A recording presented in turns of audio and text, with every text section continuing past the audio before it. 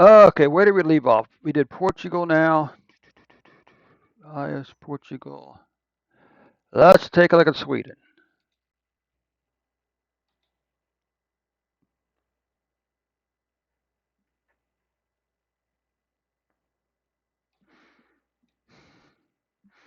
Okay, a couple things to keep in mind about Sweden, as we'll see here in a moment. That is at the beginning and the middle of the summer, the summer 2021, the only began counting COVID-19 cases and deaths 4 days a week, Tuesday to Friday.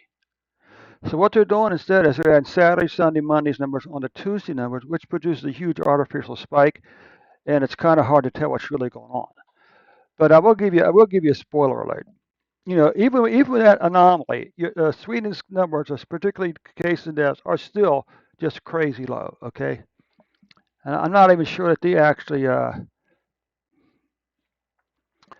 I'm not even sure that they actually started a vaccine program too late. I'm not sure even how big of a mandate for like masks and stuff they had. Anyway, what you can see here is that Sweden has more cases in 2021 and 2020.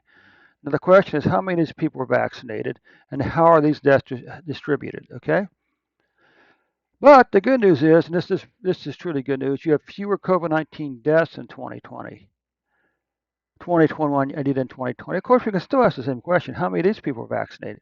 Because the vaccines will not keep you from getting COVID-19, and they may not keep you from dying.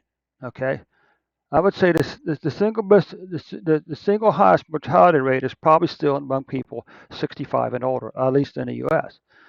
Okay, so now you can see these spikes here. Okay, these are Tuesday numbers, but the blue line is simply the trend line that tells us, it gives us the underlying shape of the data, and you can see you had a couple up and downs here, then back over here you had a long declining pattern to here, a few weeks to climb up, and now the cases are going back down again.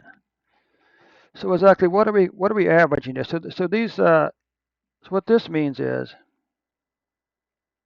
for the 14-day period ending September the 28th, you were averaging 727 727 cases per day.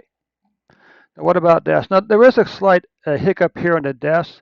Okay, apparently they came back over here at some point and found some missing deaths from August, and they added them onto September's number. So it's kind of hard. We have to keep watching this to see what's really going on, because at some point these numbers should begin to fall again. Okay. But nonetheless, even with those additional numbers, you can see that for the 14-day period ending September 28th, you're still only averaging 8.2 deaths per day. Okay. So now you can see this is weekly cases. Of course, the question is always the same: how many of these people were vaccinated? And this speed bump here isn't remotely close to the big spikes back over there. Monthly cases. Well, August, September aren't as low as these two numbers here, but still, they're still pretty compared to the numbers over here. These are still pretty doggone low case numbers. Okay, deaths. Well, your deaths are just crazy low. I mean, you're not even close to 500 deaths for the month so far. Okay, so Sweden, that does take care of your report for today. You know what I forgot to mention?